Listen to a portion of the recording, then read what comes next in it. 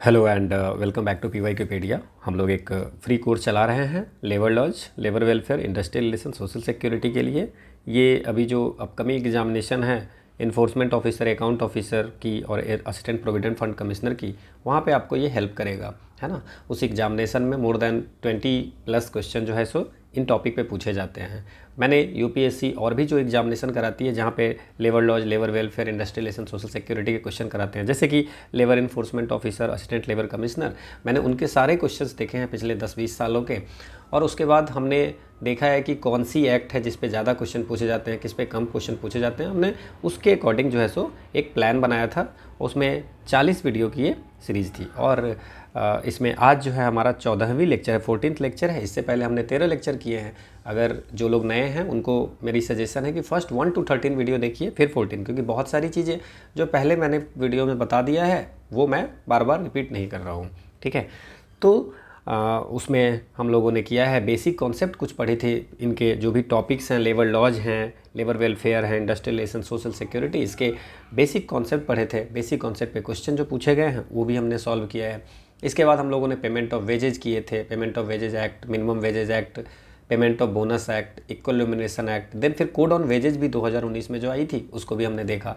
उसके बाद हमने स्टार्ट किया ट्रेड यूनियन एक्ट 1926 फिर देखा। फिर एम्प्लॉयमेंट स्टैंडिंग ऑर्डर, जो industrial employment standing order act 1946 है, वो हमने देखा था। और उस पर जितने भी क्वेश्चंस यूपीएससी ने पूछे हैं पिछले कुछ सालों में उसको भी हमने देखे हैं। आज हमारे लिए आज जो है हमारा बहुत ही इंपॉर्टेंट टॉपिक है जिस पे यूपीएससी ने बहुत क्वेश्चन पूछे हैं, वो है इंडस्ट्रियल डिस्प्यूट एक्ट 1947, है ना।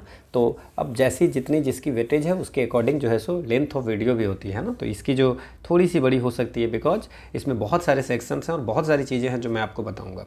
बट आप सेक्शंस वगैरह पे ज़्यादा ध्यान नहीं देना, एक कहानी की तरह समझना कि कैसे कैसे चीज़ें हो रही है ना। ये एक्ट क्यों आया था, इससे पहले कौन कौन से एक्ट आए थे, है ना, इसमें क्या क्या प्रोविज़न है, ये आपको याद होना चाहिए। और कुछ डाटा जो इंपॉर्टेंट है वो याद रखेंगे, फिर हम इस पर क्वेश्चन करेंगे, ठीक है। इसकी पीडीएफ आपको टेलीग्राम चैनल PYQ_pedia पे मिल जाएगी, ठीक है। अगर आपको कहीं पे कोई डाउट होगा आप कमेंट सेक्शन में लिखेंगे, या आप टेलीग्राम पे हमें बताएंगे, या ईमेल के माध्यम से, या आप व्हाट्सएप पे हमसे पूछ सकते हैं। So let's start the session. अब होती है क्या, इंडस्ट्रियल डिस्प्यूट, है ना। तो अब इसकी थोड़ी सी हम हिस्ट्री पढ़ते हैं कि अगर ये लॉ आया तो क्यों आया, है ना। तो इसकी हिस्ट्री देखते हैं। कोई भी जो एक्ट आई है वो कहीं ना कहीं कुछ इशूज़ था तभी एक्ट आई है ना। रूल्स गवर्नमेंट जो भी बनाती है ना, वो आपको कहीं ना कहीं कुछ इशूज़ होती है। अब हुआ क्या, जब ब्रिटिश के समय में, है ना, इंडस्ट्रियल ग्रोथ जो है सो बढ़ गया टेक्सटाइल सेक्टर में, प्लांटेशन में एंड रेलवेज में। बट इंडस्ट्रियलाइजेशन तो हो रहा था, लेकिन जब एम्प्लॉयर और वर्कर बीच में बहुत ज़्यादा कन्फ्लिक्ट हो रहा था, जैसे कि पैसे के लिए कन्फ्लिक्ट होता था, वर्किंग आवर्स के लिए, किसी को भी डिसमिस कर देते थे, है ना, वर्किंग कंडीशन ठीक नहीं थी, तो इन सब के लिए हमेशा लड़ाइयाँ हुआ करती थी, है ना। और कोई ऐसी प्रॉपर लॉ नहीं थी जिसको जो उस डिस्प्यूट को सेटल करे, ठीक है। वर्कर्स जो है सो स्ट्राइक पे चले जाते थे, एम्प्लॉयर जो है सो लॉकआउट कर देते थे, कंपनी बंद कर देते थे, क्लोजर कर देते थे। तो ये सारी चीज़ें आपको जो है सो ब्रिटिशर्स के समय में आते थे। तो उन्होंने क्या किया, एक लाया था ट्रेड डिस्प्यूट एक्ट, है ना। ट्रेड डिस्प्यूट एक्ट आती है 1929 में। तो ये सबसे पहले जो है सो इंडस्ट्रियल डिस्प्यूट को रेगुलेट करने के लिए आई थी। और इसमें जो है सो इंक्वायरी की बात की गई थी कि इस डिस्प्यूट को सेटलमेंट करने के लिए पहले इंक्वायरी करनी चाहिए, बट वो इनइफेक्टिव रहा था बिकॉज इसकी जो क्रिटिसिज्म होती थी ट्रेड डिस्प्यूट एक्ट की, ऐसा कहा जाता था कि प्रो एम्प्लॉयर है, ये एम्प्लॉयर की साइड को ही ज़्यादा सुनता था, है ना। इसके बाद एक डिफेंस ऑफ इंडिया रूल्स आई थी, डिफेंस ऑफ इंडिया रूल्स, ये आपको 1942 में आया था, वर्ल्ड वार 2 के समय में, है ना। उसके रूल जो है सो 81A में, वहाँ पे गवर्नमेंट को पावर दिया था कि अगर कोई भी इंडस्ट्रियल डिस्प्यूट होती है तो वहाँ पे आप इंटरवीन कर सकते हो, है ना। और यहाँ पे एडजुडिकेशन और कॉन्सिलेशन की आपको कंपलसरी इंट्रोडक्शन की बात की गई थी कि डिस्प्यूट अगर है तो आप कॉन्सिलेशन कर सकते हैं, एडजुडिकेशन में जा सकते हैं। एडजुडिकेशन होती है जहाँ पे आप कोर्ट में जाते हो, है ना, ठीक है। इसके बाद जब इंडिपेंडेंस हो गई तो इंडिया ने आपको जो वेलफेयर स्टेट मॉडल को अपनाया था, है ना, सोशलिस्ट वेलफेयर स्टेट मॉडल। तो वहाँ पे बोला कि भाई इंडस्ट्रियल पीस जो है सो डेवलपमेंट के लिए बहुत ज़रूरी है ना। कहीं भी किसी भी कंट्री के डेवलपमेंट के लिए इंडस्ट्री में अगर लड़ाइयाँ हो रही है तो प्रोडक्शन ही रुक सकती है। तो इंडस्ट्रियल पीस जो है सो इकोनॉमिक डेवलपमेंट और नेशन बिल्डिंग के लिए बहुत ज़रूरी है। तो इन्होंने लाया इंडस्ट्रियल डिस्प्यूट एक्ट 1947, है ना। यहाँ पे देख लो, एम्प्लॉयर और वर्कर की लड़ाइयाँ हो रही है, चाहे दो एम्प्लॉयर के बीच में हो रहा है ना, दो वर्कर के बीच में भी होगा, है ना। तो ये आ गई। अब इसकी जो एप्लीकेबिलिटी है वो कहाँ पे है, पूरे इंडिया में है। अब इसमें कुछ डिफिनीसन है, हर एक्ट में कुछ डिफिनीसन होती है, तो मैं आपको बता देता हूँ। इसमें एक एक डिफिनीसन जो है सो बहुत ज़्यादा इंपॉर्टेंट है। बात होती है कि एवरेज पे की, है ना, कि एवरेज पे क्या होगा। तो मान लीजिए कि अगर किसी को आप मंथली पेमेंट देते हो, ठीक है, तो लास्ट 3 महीने का जो पे होगा उसको ऐड करके 3 से डिवाइड कर देंगे, दैट इज़ द एवरेज पे। समझ में आ गया। अगर कोई साप्ताहिक होगा, वीकली वर्कर होगा, तो लास्ट 4 वीक का आप ऐड कर लो। जैसे मान लीजिए कि फर्स्ट वीक में जितना आया, सेकेंड वीक में, थर्ड वीक में, फोर्थ वीक में, और 4 से डिवाइड कर दो, दैट इज़ द एवरेज, है ना। वीकली एवरेज हो गया, एवरेज पे हो गया। अगर डेली वर्कर है तो उसका एवरेज वेज कितना होगा, है ना, लास्ट 12 दिन में जो उसको वेज मिला है, मतलब हर दिन वेज मिला है, तो 12 दिन के वेज को डिवाइड करके 12 से डिवाइड करेंगे, ठीक है ना। बाकी अगर मान लीजिए कि अगर मंथली, वीकली, डेली कर रहा है तो ठीक है, नहीं तो अगर अदर कोई मेथड से कर रहा है तो उसके अनुसार से जितने दिन काम है, 3 ही दिन काम किया तो 3 दिन की वर्क करके और डिवाइड बाई 3 कर देंगे, है ना। अगर मंथली कर रहा है तो ये होगा लास्ट 3 मंथ, वीकली है लास्ट 4 वीक, और डेली है तो 12 फुल वर्किंग डे लास्ट, है ना। इसके बाद अवार्ड क्या होता है, ये हमने पहले भी डिस्कस किया है कि लेबर, कोई भी कोर्ट होगा या ट्रिब्यूनल होगा, तो अगर मान लीजिए कोई डिस्प्यूट होता है तो उसका कुछ फैसला होगा, है ना, तो वो जो डिसीजन होगा उसको हम लोग बोलते हैं अवार्ड, ठीक है। या आर्बिट्रेशन हो रही है, उसमें भी कोई डिसीजन होगा, मीन्स कि कोई फैसला जो है उसको बोलते हैं अवार्ड। इसके बाद क्लोजर क्या है, ये बहुत न्यूज़ में रहती है कि कोई कंपनी का क्लोजर हो गया, मतलब कंपनी जो है अपनी जो वर्क प्लेस है ना, कोई भी कंपनी का कोई पार्ट है, या तो कोई पार्ट होगा या पूरी कंपनी को परमानेंट बंद कर देता है, तो उसको बोलते हैं क्लोजर। ये सब डेफिनेशन बहुत इंपॉर्टेंट है ना। क्लोजर का मतलब हुआ कि कंपनी पूरी तरह से बंद हो गई या उसका कोई पार्ट पूरी तरह से बंद हो गया, है ना। कंपनी में बहुत सारी पार्ट होती है, तो एक पार्ट को, एक विंग को बंद कर दिया गया, है ना। इसके बाद बात करते हैं कॉन्सिलेशन प्रोसीडिंग क्या होता है, ठीक है ना। डिस्प्यूट को सेटल करने के बहुत सारे तरीके हैं, है ना। उसमें आर्बिट्रेशन है, कॉन्सिलेशन है, देन फिर आपको जो है सो एडजुडिकेशन है ना। तो इसमें जो है, तो अगर इसमें जो है डिस्प्यूट करने के लिए कॉन्सिलेशन ऑफिसर के द्वारा, है ना, अगर प्रोसीडिंग होती है, उसकी डिस्प्यूट को सेटल की जाती है, तो उसको कॉन्सिलेशन प्रोसीडिंग बोलते हैं। इसके बाद कंट्रोल्ड इंडस्ट्री, इस पर हम डिटेल में पढ़ेंगे, है ना। कॉन्सिलेशन ऑफिसर, कंट्रोल्ड इंडस्ट्री क्या है ना, कोई भी इंडस्ट्री होगा, है ना, उसको सेंट्रल गवर्नमेंट डिक्लेयर कर सकती है कि ये कंट्रोल्ड की पब्लिक इंटरेस्ट में, है ना, पब्लिक इंटरेस्ट में, कि हमारे अंदर का जो है सो ये हमारे अंदर में है, हमारे अंदर में यूनियन के कंट्रोल में है ना, पब्लिक इंटरेस्ट में।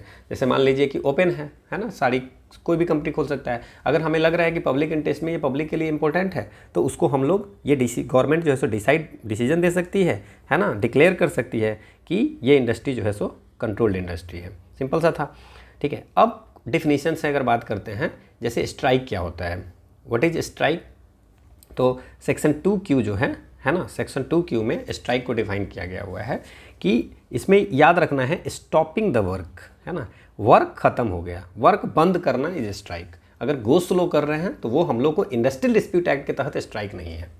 समझ में आया। अगर मान लीजिए कि हम प्रोडक्शन स्लो कर दिए, है ना, या पेन डाउन कर दिए, है ना, मतलब कि पूरी तरह से अगर वर्क को ख़त्म कर दिए किसी भी तरह से, है ना, तो उसको बोलते हैं स्ट्राइक। तो सेक्शन 2Q जो है ना, इंडस्ट्रियल डिस्प्यूट एक्ट का, उसमें स्ट्राइक का डिफिनीशन ये है, तो याद रखना है ना। अगर आप 70% काम कर रहे हैं, आप 30% कर रहे हो, तो that is not a strike, है ना। ये इंडस्ट्रियल डिस्प्यूट एक्ट के तहत वो स्ट्राइक नहीं है। समझ में आ गया। सो वर्क पूरी तरह से ख़त्म होना चाहिए, तो दैट इज द स्ट्राइक। इसके बाद जब आप वर्कर जो है सो क्या करोगे, वर्कर करोगे स्ट्राइक, कि आप काम करना बंद कर दोगे, तो लॉकआउट होता है कि एम्प्लॉयर जो होगा वो कंपनी बंद कर देगा, है ना, वर्क प्लेस को क्लोज कर देगा कि भाई काम खत्म, है ना, कि भाई अब हम, मतलब जैसे मान लीजिए कि आप गए और आपको बोला गया कि नहीं आज से काम बंद, ठीक है। So that is the lockout. So lockout जो है वो एम्प्लॉयर करता है, कंपनी वाले, और स्ट्राइक कौन करते हैं, वर्कर करता है। यहाँ तक कोई दिक्कत नहीं, ये आपको ठीक है ना। 2L में है लॉकआउट, है ना। नाउ इसके बाद ले ऑफ है, एक एक टर्म इंपॉर्टेंट है ना। 2KK सेक्शन 2KK, वैसे सेक्शन इंपॉर्टेंट नहीं है फिर भी मैं बता देता हूँ, है ना। सेक्शन 2KK ले ऑफ, देखिए क्रोनोलॉजी के कारण मैं सेक्शन लिख देता हूँ सो डैट कि वो बनी रहे, है ना, कि इसके बाद ये हुआ, इसके बाद ये हुआ। कोई भी एक्ट है तो शुरुआत में जैसे एप्लीकेबिलिटी पे आती है, फिर डिफिनीशंस हैं, फिर धीरे धीरे है ना, इसीलिए मैं सेक्शन बता देता हूँ। अदरवाइज सेक्शन की कोई क्वेश्चन बहुत रेयर आते हैं, है ना। सो ले ऑफ क्या होता है कि अगर मान लीजिए कि एम्प्लॉयर जो होगा वो वर्कर को बोलेगा कि भाई हो गया, आज के बाद जैसे हमारे यहाँ रॉ मटेरियल नहीं है ना, रॉ मटेरियल्स नहीं है, या मशीन जो है सो ख़राब हो गया है ना, ब्रेकडाउन ऑफ मशीन हो गया, या पावर नहीं आ रही है, बिना पावर का काम होगा नहीं, पावर की फेल्योर हो गई है ना, या हमारे पास बहुत स्टॉक हो गया है तो अब हमको इस और ये चीज़ नहीं बनाना है, या नेचुरल कैलामिटी आ गई अगर है ना, अर्थक्वेक आ गया, इन सारे कारण से अगर ये वर्कर को काम नहीं देता है कंपनी है ना, कि वर्क नहीं है कि बिकॉज अब हमारे रॉ मटेरियल्स ही नहीं आया तो काम क्या करोगे, तो उसको बोलते हैं ले ऑफ, मतलब कि वर्कर को वर्क नहीं देना। ठीक है, अवार्ड हमने बता दिया आपको क्या होता है, अवार्ड को हम डिसीजन कर दिए। वर्कमैन, आपको पता ही है कि वर्कमैन जो कंपनी में काम करते हैं है ना, उनको वर्कमैन बोलते हैं है ना, तो वर्कमैन को ये है ना।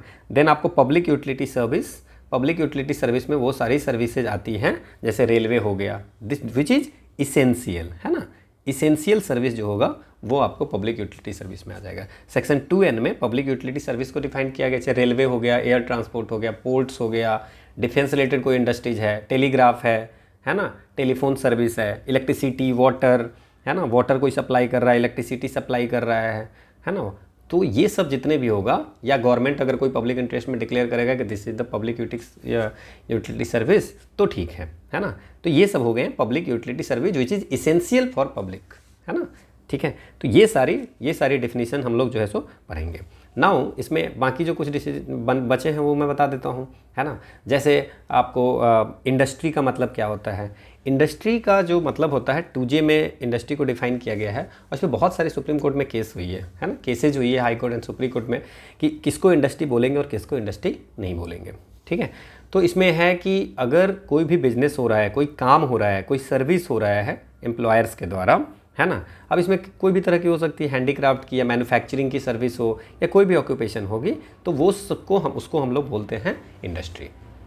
ठीक है, इंडस्ट्री एज अ होल होता है। और अगर आप पूछेगा कोई कि भाई फैक्ट्री क्या होता है, वैसे फैक्ट्री एक्ट में इसको हम डिफाइन करेंगे, बट स्टिल मैं बता रहा हूँ कि इंडस्ट्री के अंदर बहुत सारे फैक्ट्री होते हैं। जैसे मान लीजिए टेलीकॉम इंडस्ट्री हो गया, तो एक बहुत बड़ा हो गया है ना, सो वो पोलर टेलीकॉम सर्विस की इंडस्ट्री हो गई है ना, और उसके अंदर एक फैक्ट्री है जो कुछ भी मैन्युफैक्चर कर रहा है या कुछ काम कर रहा है, so that is the factory. So there is a difference between the industry and factory. Then industrial dispute, बहुत बार हमने बताया है कि डिस्प्यूट जो होता है वो या तो दो एम्प्लॉयर के बीच में हो, या एम्प्लॉयर वर्कर के बीच में हो, या दोनों वर्कर के बीच में हो। अब दो वर्कर के बीच में लड़ाई इसलिए हो रही है कि उसके ज़मीन, घर का ज़मीन कोई ले लिया, तो that is not a industrial dispute. मतलब इंडस्ट्रियल डिस्प्यूट है मतलब कि वो इंडस्ट्री के कारण ही होगा, इसका मतलब कि नौकरी के कारण होगा, employment related term and condition होगा, वर्किंग कंडीशन अगर कुछ है गड़बड़ जिस कारण से लड़ाई हो रही है तो होगा, terms of employment, non employment इस कारण से होगा, तो आपको उसको बोलेंगे इंडस्ट्रियल डिस्प्यूट। ले ऑफ मैंने बता दिया आपको है ना, कि रॉ मटेरियल्स नहीं है, मशीनरी खराब हो गई, पावर फेलियर होगी, बहुत सारे स्टॉक हमारे पास में बढ़ गए हुए हैं, तो अब हम जो है सो आपको काम नहीं देंगे, so that is the lay off. Lockout हो गया कि temporary closing of the work place, जैसे वर्क सस्पेंशन ऑफ वर्क है ना, refusal by an employer to continue employing workers. मैंने कहा था कि स्ट्राइक जो होता है वो वर्कर करता है, और ये जो है क्या कहते हैं, लॉकआउट जो होगा वो एम्प्लॉयर करता है। आप देख सकते हैं वर्कर स्ट्राइक कर रहा है और ये बोलता है कि भाई चलो ठीक है, हमारे पास किसी कारण से कि काम ही नहीं है, so that is the lockout, just opposite है ना। ठीक है, देन पब्लिक यूटिलिटी सर्विस आपको मैंने बता दिया है।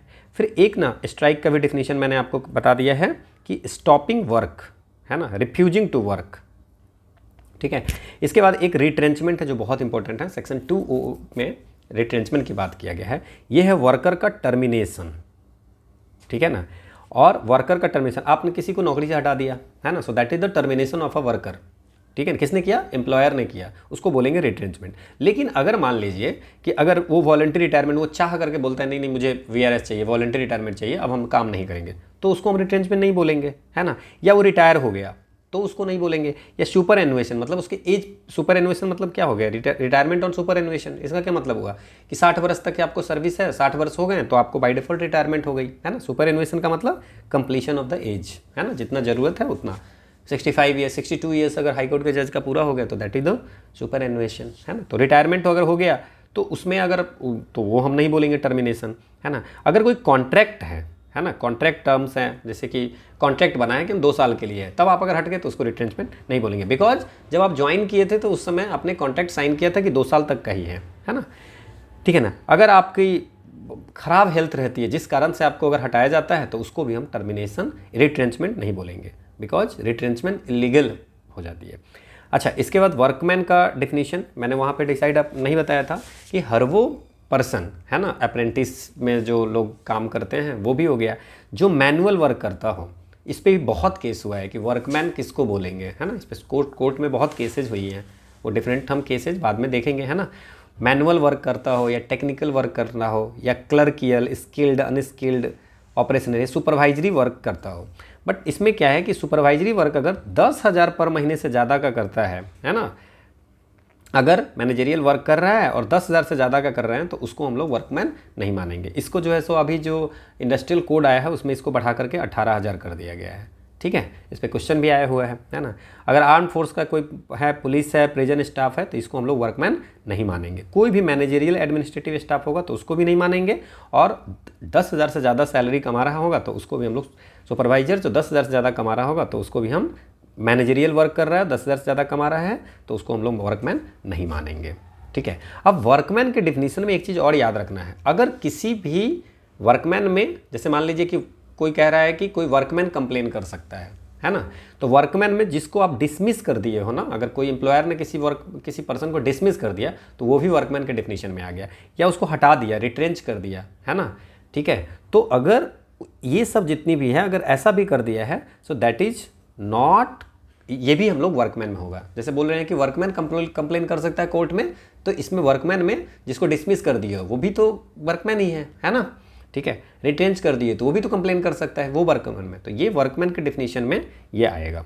देन सेक्शन 2A कहता है कि अगर मान लीजिए कि किसी एक पर्सन को भी, अगर किसी एक पर्सन को भी आप डिसमिस, डिस्चार्ज और रिट्रेंच करते हैं, आपको समझ में आ गया, रिट्रेंच मतलब कंपनी से आप टर्मिनेट कर दिए, है ना, तो अगर किसी एक पर्सन को टर्मिनेट भी करते हो तब भी उसको हम लोग इंडस्ट्रियल डिस्प्यूट मानेंगे। समझ में आ गया।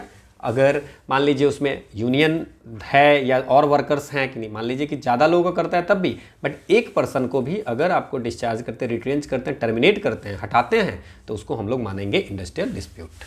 और वो वर्कर जो होगा वो डायरेक्ट लेबर कोर्ट में आपको जा सकता है, ठीक है ना, टर्मिनेशन के 3 साल के अंदर में, है ना। पहले वो कॉन्सलेशन में जाएगा, है ना, और उसके 45 दिन के बाद वो कोर्ट में जा सकता है।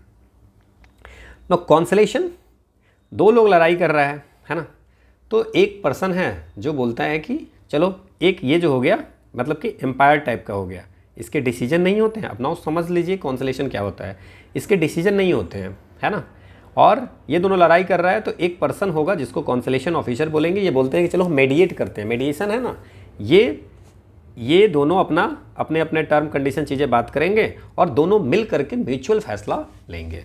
क्या समझ में आया, म्यूचुअल फैसला लेंगे। इसमें इसका बस एम्पायर है, ये बस देखेंगे, है ना, दोनों इसके सामने में बात करेंगे और फैसला लेंगे।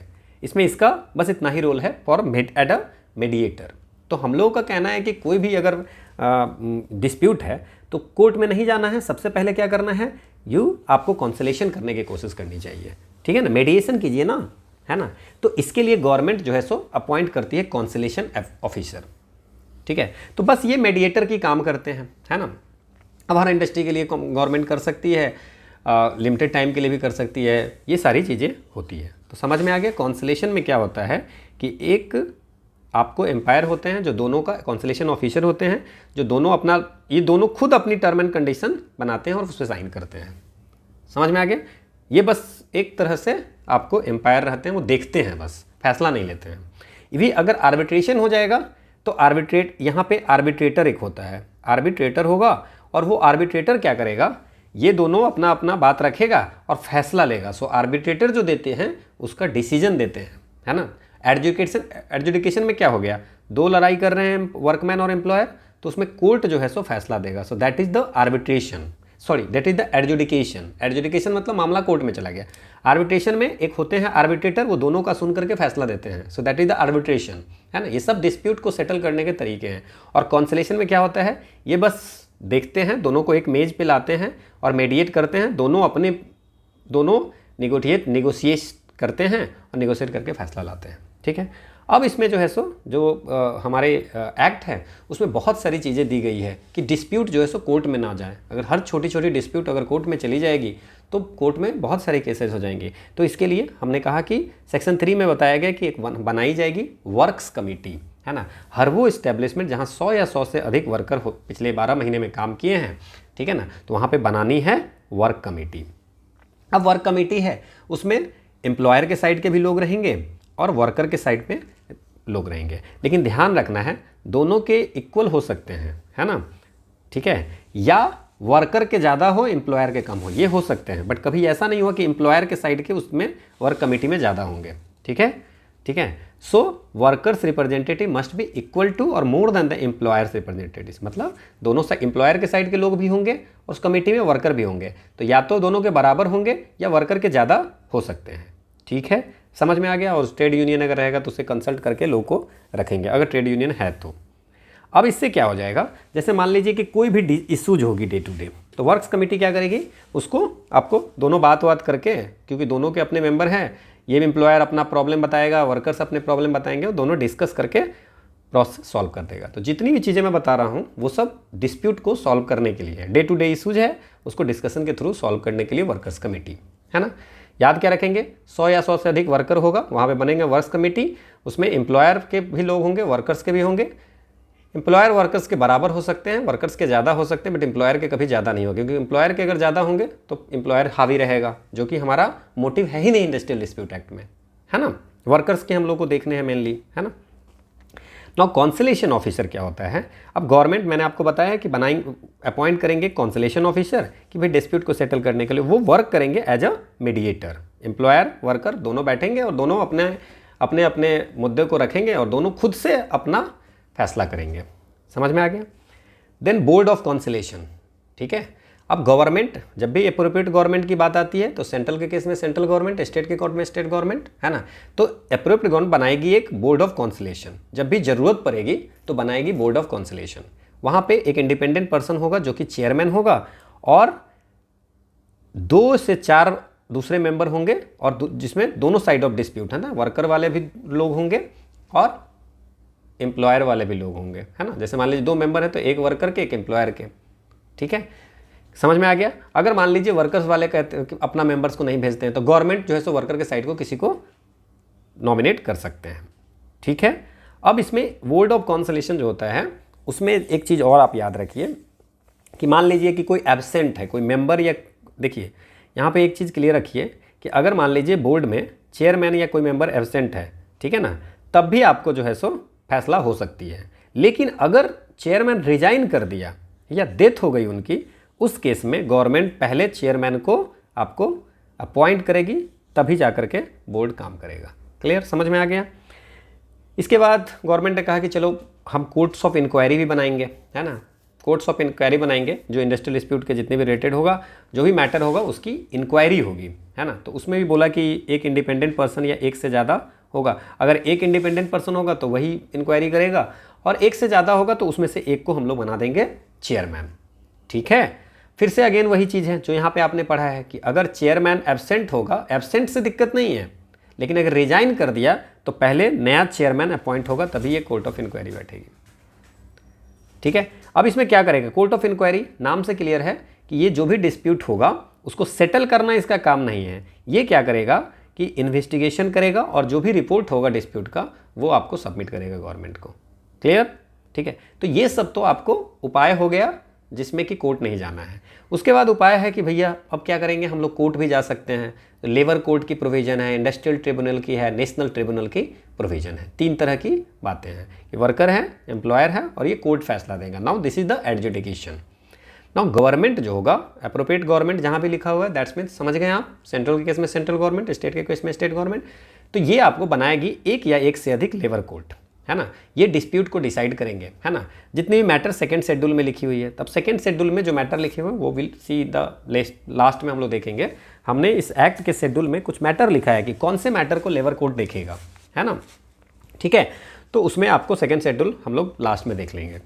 नाउ हर लेबर कोर्ट में एक होंगे प्रिसाइडिंग ऑफिसर, है ना। अब जो प्रिसाइडिंग ऑफिसर होगा उसकी क्वालिफिकेशन या तो वो हाई कोर्ट का जज होगा, या डिस्ट्रिक्ट जज या एडिशनल डिस्ट्रिक्ट जज 3 साल का एक्सपीरियंस होगा। मतलब हाई कोर्ट का जज हो या डिस्ट्रिक्ट जज अगर है तो प्लस 3 साल का एक्सपीरियंस चाहिए, या अगर कोई भी जुडिशियल ऑफिस में अगर वर्क करता है और 7 साल का एक्सपीरियंस है तो जुडिशियल ऑफिस प्लस 7 साल का एक्सपीरियंस हो, या स्टेट लेबर कोर्ट जो होगा, है ना, लेबर कोर्ट है तो स्टेट लेबर कोर्ट के जो प्रिसाइडिंग ऑफिसर है तो स्टेट लेबर कोर्ट प्लस 5 साल का उसका हो, या अगर मान लीजिए डिप्टी चीफ लेबर कमिश्नर हो, है ना, या ज्वाइंट कमिश्नर हो, है ना, जिसकी लॉ की डिग्री हो और 7 साल का एक्सपीरियंस हो, है ना, उसमें 3 साल कम से कम एज अ कॉन्सुलेशन ऑफिसर वर्क किया हो, ठीक है ना। तो इसको भी जो है सो आप मतलब कि डिप्टी चीफ लेबर कमिश्नर हो या ज्वाइंट कमिश्नर हो प्लस 7 साल का एक्सपीरियंस, उसमें 3 साल का कॉन्सुलेशन ऑफिसर की होगी, तो इनको आप बना सकते हैं लेबर कोड का प्रिसाइडिंग ऑफिसर। याद रखना है कि अगर मान लीजिए किसी स्टेट गवर्नमेंट के आप DCL जो डिप्टी चीफ लेबर कमिश्नर वगैरह बना रहे हो तो उसको सबसे पहले आपको before appointment as a presiding officer उसको जो भी सर्विस है गवर्नमेंट सर्विस में से उसको छोड़ना पड़ेगा। एक और उपाय है कि अगर इंडियन लीगल सर्विस का ग्रेड 3 का एम्प्लॉई होगा, अगर वो 3 साल का एक्सपीरियंस उसको होगा तो उस ग्रेड में, तो उसको भी आप जो है सो प्रिसाइडिंग ऑफिसर बना सकते हैं। तो ये एक बार आप देख रखना लेबर कोड में कौन कौन से हो सकते हैं। फिर गवर्नमेंट बना सकती है अप्रोप्रिएट गवर्नमेंट, है ना। जो देखिए लेबर कोड में सेकेंड शेड्यूल में जो मैटर है उसको लेकर के ही आप लेबर कोड में जो है वो मैटर को सुना जा सकता है, लेकिन इंडस्ट्रियल टेबल में आपको सेकेंड और थर्ड दोनों है। सेकेंड शेड्यूल में बेसिकली आपको है कि जो स्टैंडिंग ऑर्डर्स जो है एम्प्लॉई का, वो मतलब कि जो कोई रूल्स निकाला है रेगुलेशंस वो लीगल है कि नहीं, है ना। इंटरप्रिटेशन अगर स्टैंडिंग ऑर्डर का है तो वो भी देखता है लेबर कोड। अगर किसी का डिसमिस हो गया, फायर कर दिया किसी को, है ना, तो उसको भी देखता है लेबर कोड। अगर उसको फिर से रीइंस्टेटमेंट करना है तो, या कंपनसेशन देना है ना, तो ये सब जो है सो अगर कौन देखता है, लेबर कोड देखता है। यही सेकेंड शेड्यूल में है। अगर लॉकआउट है, स्ट्राइक है, स्ट्राइक कहीं लीगल है कि इलीगल है, लॉकआउट लीगल है कि इलीगल है, ये सब डिसाइड कौन करता है, लेबर कोड, है ना। और थर्ड शेड्यूल में जो है वो वेज है कि पैसा मिला कि नहीं, कितना मिला, अलाउंस है, वर्किंग आवर सही है कि नहीं, तो ये सारी चीज़ें ये इंडस्ट्रियल ट्रिब्यूनल में आ जाएगा। तो इंडस्ट्रियल ट्रिब्यूनल में दोनों मैटर को देखे जाते हैं, है ना, सेकेंड शेड्यूल के भी और थर्ड शेड्यूल के भी, ठीक है। तो अब इसमें भी एक प्रिसाइडिंग ऑफिसर होगा, है ना, ठीक है। उसमें फिर से हाई कोर्ट की जज होंगे, डिस्ट्रिक्ट वही सेम है ना, सेम जो है सो आपको वहाँ पे जैसा आपको लेबर कोर्ट में था, है ना, उस सेम जो है सो इसमें भी है, ठीक है। तो इसकी है नाउ। अब इसमें जो है सो इसके गवर्नमेंट चाहे अगर तो इस इंडस्ट्रियल ट्रिब्यूनल को आपको 2 एडवाइजर भी नियुक्त कर सकते हैं जो एडवाइज करेगा प्रिसाइडिंग ऑफिसर को, ठीक है। सो 1 प्रिसाइडिंग ऑफिसर, क्लियर, समझ में आ गया। नाउ नेशनल ट्रिब्यूनल भी बात है। तो नेशनल ट्रिब्यूनल जो है, देखिए ट्रिब्यूनल कोई भी बना सकता है। लेबर कोर्ट स्टेट गवर्नमेंट बना सकती है जितना मन होगा उतना, इंडस्ट्रियल ट्रिब्यूनल कोई भी बना सकता है, बट नेशनल ट्रिब्यूनल एक सबसे बड़ा है ना, that is paid by the central government. इसमें अप्रोप्रिएट गवर्नमेंट नहीं है, this is the central government. ये चाहे तो एक से एक या एक से अधिक आपको नेशनल ट्रिब्यूनल कर सकते हैं, जहाँ पे एक स्टेट से एक से ज़्यादा स्टेट का अगर वर्कर्स इंडस्ट्री का लड़ाइयाँ और डिस्प्यूट हो रही है ना, तो उस केस में ये सेंट्रल गवर्नमेंट द्वारा जो नेशनल ट्रिब्यूनल किया जाएगा वो फैसला करेगा। अब इसमें भी जो है सो एक होंगे प्रिसाइडिंग ऑफिसर जो कि हाई कोर्ट के जज होंगे, ठीक है। और इसके बाद सेंट्रल गवर्नमेंट उसको 2 आपको एडवाइजर जो है सो दे सकते हैं। समझ में आ गया। तो आप तीनों में क्या चीज़ कॉमन देखे हो कि एक प्रिसाइडिंग ऑफिसर है, मात्र एक पर्सन है ना, ठीक है। और नेशनल ट्रिब्यूनल में हाई कोर्ट के जज होंगे, इंडस्ट्रियल में आपको हाई कोर्ट के जज हो सकते हैं, डिस्ट्रिक्ट जज प्लस 3 साल का एक्सपीरियंस हो सकते हैं, या DCL वगैरह इंडियन लीगल सर्विस में ग्रेड 3 में 3 साल का एक्सपीरियंस होगा। The same in the labour court also, ठीक है, समझ में आ गया। अब बात करते हैं कि अगर प्रिसाइडिंग ऑफिसर जो होंगे वो लेबर कोर्ट्स या ट्रिब्यूनल्स के या नेशनल ट्रिब्यूनल्स को जो प्रिसाइडिंग ऑफिसर करेंगे वो आपको 65 साल तक करेंगे, 65 साल के बाद वो डिस्क्वालीफाई हो जाएंगे, ठीक है। तो प्रिसाइडिंग ऑफिसर नहीं होंगे 65 साल के बाद, तो प्रिसाइडिंग ऑफिसर नहीं होंगे। अब मान लीजिए कि किसी भी एम्प्लॉयर को, है ना, किसी भी एम्प्लॉयर को अगर मान लीजिए कि कुछ सर्विस कंडीशन में चेंज करना है, जैसे कि वर्किंग आवर को 6 बजे सुबह से कर देना है ना, वर्किंग आवर्स को चेंज करना है, लीव का रूल्स चेंज करना है, या वेज का चेंज करना है ना, तो उसको क्या है, आपको क्या करना है, वर्कर को पहले बताना है कि भैया प्रायर आपको नोटिस देना है वर्कर को कि we are going to change this. और वर्कर को बताने के बाद ये आपको डाटा याद रखना है, कम से कम 21 दिन उस नोटिस के बाद ही चेंज कर सकते हो आप। जैसे मैंने हमने कहा कि 9 से 5 जो जॉब हो रही थी, 9 से 6 जो जॉब हो रही थी, उसको हमने कहा कि हम 6 बजे से कर देंगे, ठीक है, या 10 से 4 करेंगे। सो उस ऑन दैट केस आपको जो है सो वर्कर को बताना पड़ेगा कि we are going to do this, और उसको जब जिस दिन बताओगे उसके 21 दिन के बाद ही आप इंप्लीमेंट कर सकते हो। तो 21 दिन यहाँ पे इंपॉर्टेंट है। लेकिन अगर मान लीजिए कि अगर कोर्ट ने कुछ कहा कि इसको टाइम को चेंज कर दो, उस केस में नोटिस की ज़रूरत नहीं होता है। या अगर जो सिविल सर्विसेज रूल से कोई अगर एम्प्लॉई जो है सो कवर होता है, या डिफेंस सर्विस रूल से, तो इसमें नोटिस की ज़रूरत नहीं होती है। समझ में आ गया। इसके बाद एक बहुत इंपॉर्टेंट है, ग्रीवांस रिड्रेसल मशीनरी बनाई जाएगी। मतलब हर वो फैक्ट्री इंडस्ट्री जहां 20 या 20 से अधिक वर्कर काम करते हैं, वहां पे बनाएंगे। उसके जो वर्कर्स के ग्रीवांस होंगे उसको सॉल्व करने के लिए, है ना, वर्कर के जो ग्रीवांस है उसको सॉल्व करने के लिए बनाए जाएंगे ग्रीवांस रिड्रेसल मशीनरी। नाउ इसमें क्या होगा, फिर से again equal number of employer के जितने लोग होंगे उतने ही वर्कर के होंगे, है ना। और चेयरपर्सन जो चूज किए जाएंगे, कभी एम्प्लॉयर के लोग चेयरपर्सन होंगे, कभी आपको अल्टरनेट ईयर में होगा, है ना। एक साल एम्प्लॉयर के लोग, एम्प्लॉयर साइड के चेयरमैन होंगे, और एक साल वर्कर साइड के होंगे। मैक्सिमम 6 मेंबर्स हो सकते हैं, है ना। और अगर 2 मेंबर हैं तो 1 वीमेन होगा, है ना। तो कम से कम 1 वीमेन मेंबर तो चाहिए ही चाहिए, है ना। कम से कम 2 मेंबर होगा ही होगा, क्योंकि एक तो वर्कर के, एक एम्प्लॉयर के, तो 1 वीमेन मेंबर चाहिए। अब एम्प्लॉयर वाले में वीमेन हो चाहे वर्कमैन में, और बाकी अगर नंबर ऑफ पीपल ज़्यादा हो रहा है, 6 हैं, तो उसके प्रोपोर्शनेट में आप वीमेन को भी मेंबर्स बनाएंगे। नाउ इसकी क्या प्रोसेस है, कोई भी कंप्लेन आएगा तो 30 दिन के अंदर, जिस दिन इसको रिसीव हुआ उसके 30 दिन के अंदर इसको सॉल्व करना है। मान लीजिए वर्कर अगर खुश नहीं है उसके डिसीजन से, है ना, कमिटी जो ग्रीवांस रिड्रेसल कमिटी है उसके डिसीजन से वर्कर खुश नहीं है, तो ये अपील कर सकता है ना, किसको, एम्प्लॉयर को, है ना। एम्प्लॉयर को बोल सकता है कि नहीं ये जो डिसीजन दिया है वो सही नहीं है, आप देखिए क्या करना है ना। तो एम्प्लॉयर जो है सो 1 महीने के अंदर फिर से उसका कुछ डिसीजन या तो रिजेक्ट करना है या जो भी करना है वो वर्कर को देगा, ठीक है। समझ में आ गया। अब समझिए, अब कभी ऐसा हो, है ना, कि अगर गवर्नमेंट को ऐसा लग रहा है, सेंट्रल गवर्नमेंट या स्टेट गवर्नमेंट को, कि ये जो इंडस्ट्रियल लड़ाइयाँ बहुत चल रही है या ऐसा लड़ाइयाँ हो सकती है फ्यूचर में, तो वो क्या कर सकता है, वो भेज सकता है ना। अब भेज सकता है, किसको भेजेगा भाई, तो मैटर जो होगा, है ना, उसको सेंड करना है।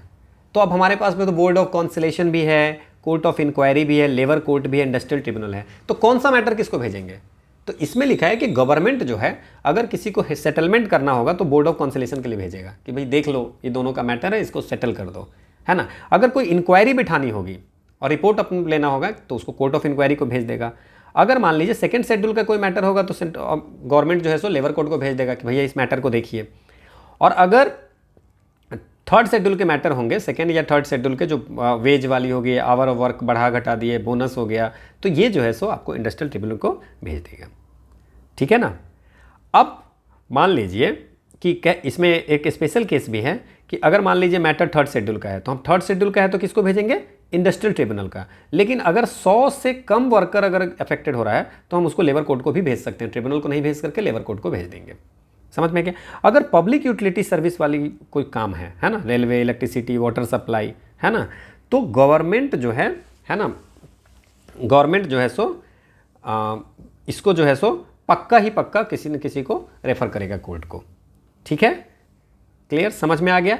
अगर स्टेट गवर्नमेंट कोई लेबर कोर्ट बनाया है उस पर भी अगर सेंट्रल गवर्नमेंट को इच्छा कर रहा है कि डिस्प्यूट को जो स्टेट गवर्नमेंट कोई लेबर कोर्ट, मैंने कहा था कि लेबर कोर्ट और ट्रिब्यूनल्स स्टेट गवर्नमेंट भी कर सकती है ना, तो उसको अगर स्टेट गवर्नमेंट जो सेटअप की है लेबर कोर्ट या ट्रिब्यूनल, उसको भी सेंट्रल गवर्नमेंट भेज सकती है। ऐसा नहीं कि सेंट्रल जो सेटअप की है उसी में वो डिस्प्यूट को भेजेगा, ठीक है। अगर नेशनल इंपॉर्टेंस का कोई डिस्प्यूट होगा, है ना, या मोर देन वन इंडस्ट्रीज का होगा तो गवर्नमेंट जो है सो नेशनल ट्रिब्यूनल को भेजेगा। समझ में आ गया, क्लियर, ठीक है, ये हम लोग बात भी किए थे। नाउ अगर वर्कर्स होगा या एम्प्लॉयर्स होगा, ठीक है ना, वो भी अगर चाहे, है ना, तो वो आपको कॉन्सलेशन बोर्ड या labour court, tribunal, national tribunal को अप्लाई कर सकता है। दोनों, या तो दोनों साथ कर सकता है या दोनों अलग अलग भी कर सकता है, ठीक है ना, समझ में आ गया। नाउ एक चीज़ समझिए, अब देखिए इसमें जो भी अवार्ड होगा, है ना, जो भी अवार्ड होगा उसको क्या करेंगे, अच्छा, जब भी गवर्नमेंट भेजेगी किसी कोर्ट को या बोर्ड को, गवर्नमेंट अगर भेजेगी तो उसमें लिख के देगी कितने टाइम पीरियड के अंदर में आपको फैसला देना है, ठीक है। अगर मान लीजिए कि इंडिविजुअल वर्कर का कोई भी अगर गवर्नमेंट भेज रही है तो 3 महीने से ज़्यादा का आपको टाइम नहीं देना पड़ेगा, आपको कहना पड़ेगा विदिन 3 महीने के अंदर आपको कंप्लीट करनी है। आप 1 महीने बोल सकते हो, 2 महीने बोल सकते हो, ठीक है। तो वो चीज़ें हो गई। दूसरा है कोर्ट ट्रिब्यूनल जो होगा वो आपको अगर ज़रूरत होगा तो वो 3 महीने जितना भी टाइम देगा, जैसे मान लीजिए कि अगर गवर्नमेंट ने कहा कि 2 महीने में इसको सॉल्व करके दो, तो कोर्ट और ट्रिब्यूनल उसको बढ़ा सकती है, बस उसको क्या रीज़न है, क्यों बढ़ा रही है टाइमलाइन, वो लिख के देना पड़ेगा, ठीक है, क्लियर। लेकिन अगर मान लीजिए टाइम एक्सपायर करेगा तो प्रोसीडिंग थोड़ी लैप्स करेगी, है ना, तो वो तो नहीं होगा। नाउ अगर कोई भी डिस्प्यूट दोनों, मान लीजिए कि किसी भी मुद्दे पे एम्प्लॉयर और वर्कर की लड़ाई हो जाती है और गवर्नमेंट जो है सो उसको जो है सो भेज देती है ना, गवर्नमेंट के पास चला जाता है, तो गवर्नमेंट को अगर कंप्लेन जाती है तो गवर्नमेंट जो है उस समय बोल सकती है कि भाई इस मुद्दे पे, इस डिस्प्यूट पे यू कांट स्ट्राइक या लॉकआउट नहीं हो सकता है। मतलब ना कंपनी बंद कर सकती है अपने वर्कर को, ना स्ट्राइक, ये जो वर्कर होंगे वो काम बंद कर सकता है उस डिस्प्यूट के लिए, ठीक है, समझ में आ गया, ठीक है। नाउ ट्रिब्यूनल और कोर्ट जो है तो सिर्फ उसी को डिस्प्यूट को डिसाइड, जो उसको रेफ़र किया जाएगा उसी मैटर को डिसाइड, जिस मैटर को रेफ़र करेंगे सिर्फ उसी को डिसाइड करेंगे या उससे रिलेटेड जो मैटर होगा। नाउ इसमें क्या है, अगर मान लीजिए कि ड्यूरिंग द डिस्प्यूट किसी एक इस्टेब्लिशमेंट के डिस्प्यूट है, लेकिन ऐसा लग रहा है कि भैया ये तो हर इस्टेब्लिशमेंट में, इस तरह के इस्टेब्लिशमेंट में ये इशू होगा, तो गवर्नमेंट जो है सो आपको वहाँ लड़ाई नहीं भी हो रही तब भी उसको जो है सो पार्टी बना देगी, ठीक है। अगर नेशनल ट्रिब्यूनल में डिस्प्यूट जाती है, ठीक है ना, अगर नेशनल ट्रिब्यूनल में कोई चला गया तो आपको लेबर कोर्ट और ट्रिब्यूनल छोटा हो गया ना, लेबर कोर्ट और ट्रिब्यूनल छोटा हो गया तो उस मैटर पे जुडिक्शन खत्म हो जाता है, और लेबर कोर्ट ट्रिब्यूनल में कोई भी अगर उस मैटर पे केस चल रहा है तो वो बंद हो जाएगा। मतलब अगर आप नेशनल ट्रिब्यूनल में अगर कोई चला गया तो डेफिनेटली, जैसे सुप्रीम कोर्ट में कोई केस चल रहा है तो हाई कोर्ट में जितने उस मुद्दे पर केस होगा उसका तो कोई वैल्यू नहीं होगी, समझ में आ गया, है ना, क्लियर, समझ में आ गया। नाउ अगर मान लीजिए कि स्टेट लेवल का डिस्प्यूट है और वो नेशनल ट्रिब्यूनल में आ गया, ठीक है ना, तो वहाँ पे सेंट्रल गवर्नमेंट ही अप्रोप्रिएट गवर्नमेंट होगी, क्लियर। अगर मान लीजिए कि वर्कमैन कोई डेथ हो जाता है ना, तो इसका ये मतलब नहीं है कि आपको जो है सो केस खत्म हो जाएगी। तो आप लोगों को पता ही होगा कि अगर केस सुप्रीम कोर्ट या हाई कोर्ट में चल रही है तो वर्कमैन अगर डेथ भी हो गई है ना, तब भी वो केस चलेगा और उसका फैसला आएगा, ठीक है। अब एम्प्लॉयर को, ये मैंने आपको तो बात कर दिया था कि नोटिस देना पड़ता है ना, 21 दिन का, ये तो मैंने बता दिया था आपको, है ना। अच्छा, ये पेज दोबारा आ गया है ना, कि एम्प्लॉयर को अगर कुछ भी चेंज करते हैं तो आपको बताना पड़ेगा वर्कर को 21 दिन, कम से कम 21 दिन के बाद ही लागू होगा, ठीक है, ये तो मैंने कर दिया था। नाउ सेक्शन 10A जो है यहाँ पे वॉलंटरी रेफरेंस ऑफ डिस्प्यूट है ना। जैसे मान लीजिए कि दो लोगों को लगता है कि भाई लड़ाइयाँ जो हो रही है हम कोर्ट में लेके नहीं जाते हैं, है ना, तो कोर्ट में जाने से पहले वो क्या कर सकता है, एम्प्लॉयर वर्कर ये बात करता है कि हम इसको आर्बिट्रेशन के लिए भेज देते हैं, ठीक है ना। तो एक चीज़ याद रखना है, आर्बिट्रेशन तभी होगा जब डिस्प्यूट, जब तक किसी भी कोर्ट या ट्रिब्यूनल में नहीं जाएगा, ठीक है, समझ में आ गया। अब बनेंगे एक आर्बिट्रेटर, वो आर्बिट्रेटर कौन होगा, कोई भी एक पर्सन हो सकता है, चाहे लेबर कोर्ट के प्रिसाइडिंग ऑफिसर हो जाए या ट्रिब्यूनल के प्रिसाइडिंग ऑफिसर या नेशनल ट्रिब्यूनल के प्रिसाइडिंग ऑफिसर, वो आर्बिट्रेटर होगा, मतलब अंपायर होगा, समझ रहे हैं ना। सो आर्बिट्रेटर होगा तो एक से ज़्यादा भी आर्बिट्रेटर हो सकता है। तो मान लीजिए कि 2 आर्बिट्रेटर हो गया, एक आर्बिट्रेटर है तो जो फैसला लेगा दोनों का सुन करके वो डिसीजन फाइनल होगा, लेकिन 2 आर्बिट्रेटर हो गया, उस केस में आपको बनाने पड़ेंगे एक अंपायर, मतलब तीसरा आर्बिट्रेटर रखना पड़ेगा और उसका जो फैसला होगा वो आपको फाइनल होगा। जैसे मान लीजिए कि 2 लोग हैं, एक पक्ष में है और एक विपक्ष में है ना, उसका फैसला, जब कोई एम्प्लॉयर के साइड में फैसला देना चाहता है कोई इसमें, तो उस केस में एक एम्पायर बनेगा, है ना, एक आर्बिट्रेटर और अपॉइंट करेंगे हम लोग, और उसका जो है सो गवर्नमेंट अपॉइंट करेगी, उसका फैसला होगा, ठीक है ना, क्लियर, समझ में आ गया। अब जो भी एग्रीमेंट बनेगा, है ना, वो आपको अप्रोप्रिएट गवर्नमेंट को और कॉन्सलेशन ऑफिसर को भेजना पड़ेगा, और गवर्नमेंट जो है सो उसको उस जो भी अवार्ड होगा, जो आर्बिट्रेटर का फैसला होगा, वो ऑफिशियल गजट में जिस दिन मिलेगा उसके 1 महीने के अंदर पब्लिश करेगा। अगर गवर्नमेंट को ऐसा लगता है ना, कि जो आर्बिट्रेशन जो है, आर्बिट्रेशन जो एग्रीमेंट बना है वो बहुत सारे और भी एम्प्लॉयर या वर्कर्स को फ़ायदा कर सकता है, तो वो नोटिफिकेशन निकाल सकता है और कह सकता है कि जैसा कोर्ट में मैंने बताया था कि अगर गवर्नमेंट को ऐसा लगता है कि ये जो फैसला है, ये जो आर्बिट्रेशन के पास गया है, वो जो है सो और भी वर्कर्स को ऐसा इशू हो सकता है, तो उस केस में वो बाकी एम्प्लॉयर या वर्कर को अलाउ कर सकता है कि आप इस डिस्प्यूट में केस पार्टी बन सकते हैं, ठीक है। आर्बिट्रेटर जो भी अवार्ड देगा, है ना, वो अवार्ड गवर्नमेंट के पास जाएगा, है ना, और फिर गवर्नमेंट उसको इशू नोटिफिकेशन करेगी, है ना। आर्बिट्रेशन के पास जब वो डिस्प्यूट को लेके जाया जाएगा तो एक नोटिफिकेशन गवर्नमेंट इशू करेगी कि भाई जिस मुद्दे के लिए आप यहाँ पे किए हो, जिस मुद्दा के लिए, जिस डिस्प्यूट के लिए ये आर्बिट्रेशन के पास गया है ना, वो उस मुद्दे पे आप स्ट्राइक नहीं कर सकते, ना लॉकआउट कर सकते हैं। समझ में आ गया। इसकी जो आर्बिट्रेशन होती है वो एक आर्बिट्रेशन एक्ट 1940 है, उस वो वाला नहीं है। इसकी जो इंडस्ट्रियल डिस्प्यूट एक्ट का आर्बिट्रेशन है वो एक अलग सा है, वो सिर्फ इंडस्ट्रियल डिस्प्यूट के लिए वैलिड है, ठीक है। समझ में आ गया। तो इतना याद रखना है, और जो भी आर्बिट्रेशन अवार्ड होगा उस पर आर्बिट्रेटर का साइन होगा, जो बाकी एम्प्लॉयर्स होंगे उसके साइन होंगे। Know what is the power of constellation officer, board, courts, ये सब के पावर क्या है ना। जितने भी हमने बनाए हैं, चाहे कॉन्सलेशन ऑफिसर बनाए हैं या बोर्ड्स बनाए हैं या कोर्ट बनाए हैं, तो इसके पावर क्या है ना। तो जैसा सिविल कोर्ट का पावर है वैसा पावर है। पहले भी हमने बताया था कि जो अथॉरिटी होते थे उसको सिविल कोर्ट के पावर होते थे, है ना, ठीक है ना। और ये इनको पब्लिक सर्वेंट माना जाता है। तो ये हम लोगों ने बहुत बार किया है कि ये जो भी अथॉरिटी गवर्नमेंट अपॉइंट करती है वो पब्लिक सर्वेंट होते हैं। नाउ सेक्शन 11A बाद में ऐड किया गया है कि अगर किसी भी वर्कर को, है ना, हटा दिया गया, रिट्रेंच कर दिया गया, डिसमिस कर दिया गया, है ना, ड्यूटी से डिस्चार्ज कर दिया गया, है ना, तो उस केस में अगर वो मैटर चला जाएगा लेबर कोर्ट में, चला जाए या ट्रिब्यूनल में या नेशनल ट्रिब्यूनल, कहीं भी चला जाएगा। और अगर इनको लेबर कोर्ट या ट्रिब्यूनल को लगता है ऐसा है कि ये डिसमिस तो गलत किया है, अनजस्टिफाइड है, इसको तो नहीं हटाना चाहिए, तो उसको डिसमिसल को कैंसिल कर सकता है, ठीक है, और उसको फिर से रीइंस्टेट, मतलब उसको फिर से जॉब देना पड़ेगा। समझ में आ गया, ठीक है। और मान लीजिए कि अगर लगेगा कि ठीक है, मतलब कि हटाना तो नहीं चाहिए, तो हो सकता है कि उसमें थोड़ा सा लाइटर पनिशमेंट दे करके डिसमिसल को रोक सकता है, ठीक है ना। क्लियर। हाँ, ये आपको ध्यान देना है इसमें, ये बहुत इंपॉर्टेंट है सेक्शन 11A कि अगर डिसमिस हो जाता है और कोर्ट को लगता है कि डिसमिसल गलत है तो फिर से उसको जॉब पे रखवा सकता है। Know what is the duties of constellation officer.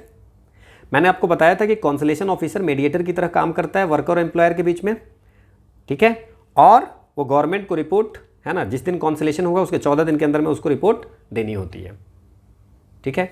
इसके बाद हमने जो पढ़ा था बोर्ड, है ना, कॉन्सलेशन बोर्ड पढ़ा था, ठीक है ना, कि सेटलमेंट को प्रमोट डिस्प्यूट को ख़त्म करने के लिए, है ना। अगर मान लीजिए सेटलमेंट हो जाता है एम्प्लॉई और एम्प्लॉयर के बीच में, ठीक है ना, तो ये आपको जो है सो गवर्नमेंट को भेजती है। मान लीजिए सेटलमेंट नहीं हुआ, फिर भी आपने जो facts, finding, reasons, recommendation to the government कि ये सब रीजन है जिस कारण से नहीं हुआ है, 2 महीने के अंदर,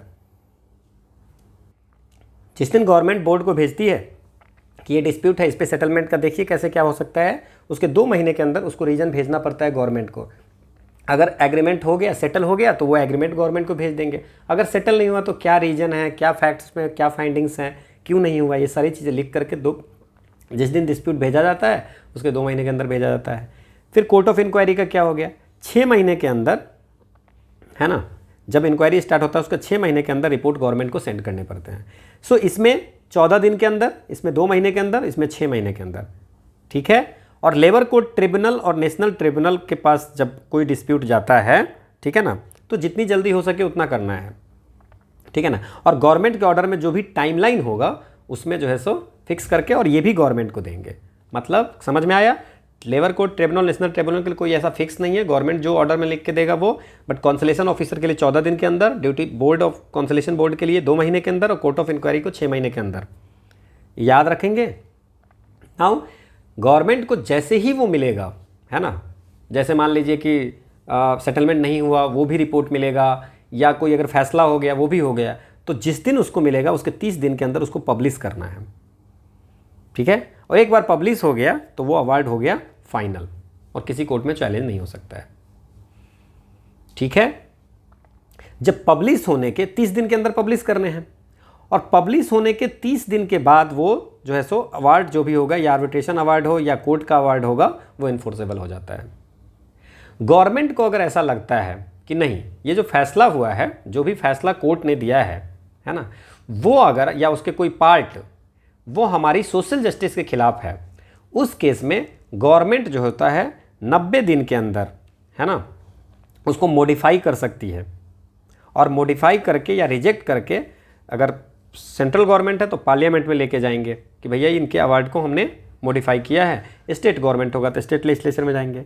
अब स्टेट लेजिस्लेचर या पार्लियामेंट में जो मॉडिफाई गवर्नमेंट ने किया है वो अगर रिजेक्ट हो जाता है, ठीक है ना, या एक्सेप्टेड हो जाता है, तो जिस दिन आपको लेजिस्लेचर, स्टेट लेजिस्लेचर या पार्लियामेंट में रखा जाता है उसके 15 दिन के बाद वो इन्फोर्सेबल हो जाता है। मान लीजिए कि 90 दिन तक कोई एक्शन ही नहीं लिया, ठीक है, तो 90 दिन के बाद, है ना, वो ऑटोमेटिकली इन्फोर्सेबल हो जाता है। गवर्नमेंट ने कोई फैसला, एक्शन ही नहीं लिया तो बाय डिफ़ॉल्ट, या कोर्ट, पार्लियामेंट ने, तो बाय डिफ़ॉल्ट इन्फोर्सेबल हो जाएगा, ठीक है ना। एक चीज़ और है 17B सेक्शन 17B में, उसमें क्या है कि मान लीजिए कि ट्राइब्यूनल ने ऑर्डर दिया कि वर्कर को रीइंस्टेट कर दो, मतलब फिर से जॉब दे दो, आपने डिसमिस किया था वो गलत है, आप इसको रीइंस्टेट कर दीजिए। बट एम्प्लॉयर बोला कि नहीं, हम आपकी बात नहीं मानेंगे, हम जाएंगे हाई कोर्ट में या सुप्रीम कोर्ट में जाएंगे। तो एम्प्लॉयर को उस समय में, क्योंकि ट्रिब्यूनल ने तो ऑर्डर कर दिया कि इसको जॉब दे दो, आप गलत हटाए हो, है ना, तो एम्प्लॉयर जो है इसको जो है सो पैसा देना पड़ेगा वर्कर को, जो लास्ट रन फुल वेजेज है प्लस अलाउंस जितना पैसा मिलता था उसको देना पड़ेगा। क्योंकि आपको जो है ट्रिब्यूनल ने तो ऑर्डर दे दिया रीइंस्टेट करने के लिए, आप हाई कोर्ट में चले गए तो आप जानबूझ करके कर रहे हो, है ना, ठीक है ना। तो हाई कोर्ट का जब तक फैसला नहीं तब तक वेज तो दोगे ना, समझ में आ गया। हाँ, अगर वर्कर कोई दूसरा जॉब करने लगा है तो उस केस में कोई दिक्कत नहीं है। इसके बाद है सेटलमेंट या अवार्ड वर्कर्स और एम्प्लॉय के बीच में जो होगा वो कब से स्टार्ट होगा। तो सेटलमेंट तो तब होगा जिस दिन ये लोग साइन कर देगा, दोनों एग्री हो गया या दोनों जिस दिन साइन कर दिया, है ना, दोनों साइन कर दिया सेटलमेंट पे तो हो गया। अब उस पर जो है सो एक चीज़ ये भी लिखी होती है कितने दिन तक ये सेटलमेंट बाइंड रहेगा, है ना, ठीक है। अगर मान लीजिए कि कोई टाइम पीरियड लिखा ही नहीं हुआ है तो मात्र वो सेटलमेंट 6 महीने तक बाइंड होता है। 6 महीने के बाद भी वो 2 महीने तक आपको जो है सो बाइंडिंग रहता है ना, जब तक कि कोई पार्टी ये नहीं लिख के देता है कि भैया इस सेटलमेंट को हम ख़त्म कर देते हैं। कमल समझ में आ गया। और अगर अवार्ड की बात करें, सेटलमेंट का समझ गए 6 महीने तक वैलिड रहता है, उसके बाद भी 2 महीने तक रहता है ना। अवार्ड का बात करें तो अवार्ड जनरली 1 साल तक, जिस दिन इन्फोर्सेबल होता है उसके 1 साल तक, ठीक है ना। अब गवर्नमेंट इसको बढ़ा सकता है, घटा सकता है, 3 साल तक का भी कर सकता है ना, तो ये सब चीज़ें तो हो ही सकती है, ठीक है। अब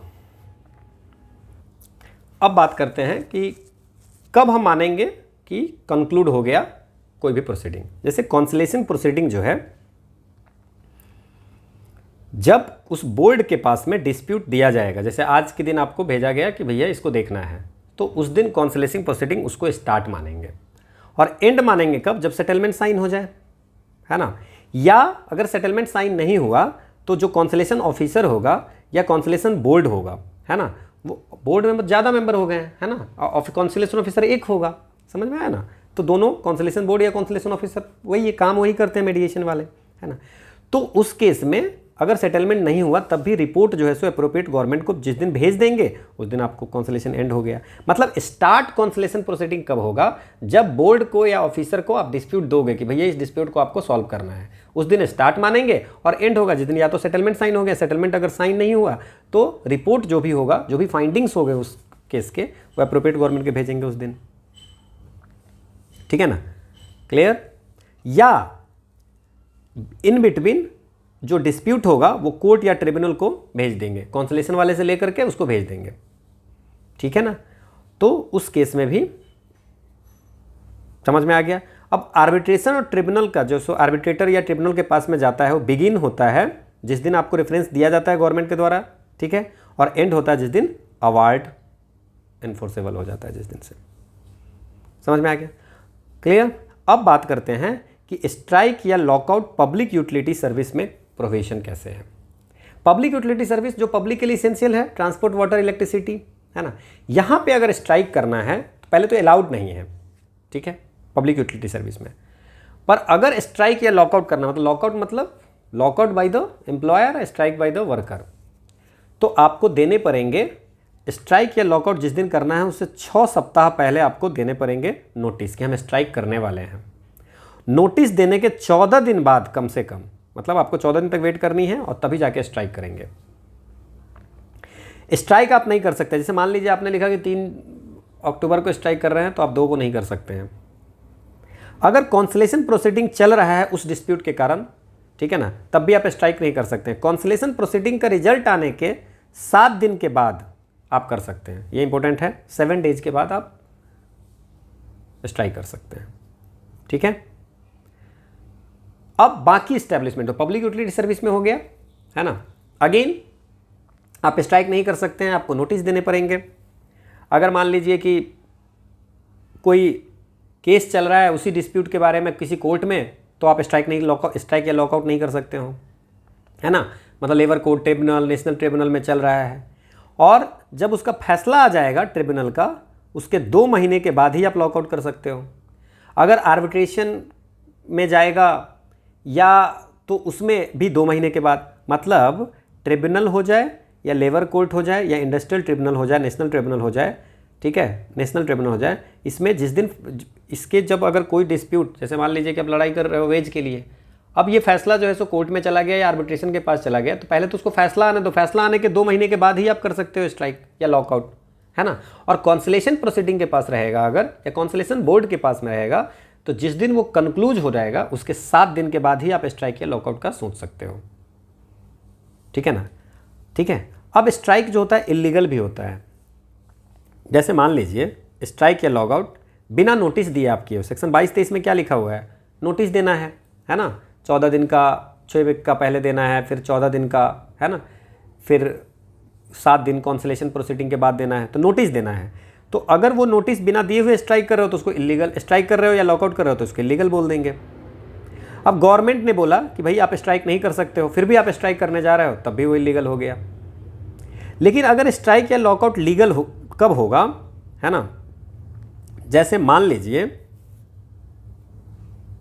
लीजिए कि जिस समय शुरुआत हुई थी स्ट्राइक या lockout by the employer, strike by, दोनों का एक ही प्रोविजन है, इसलिए मैंने एक ही जगह लिख दिया है।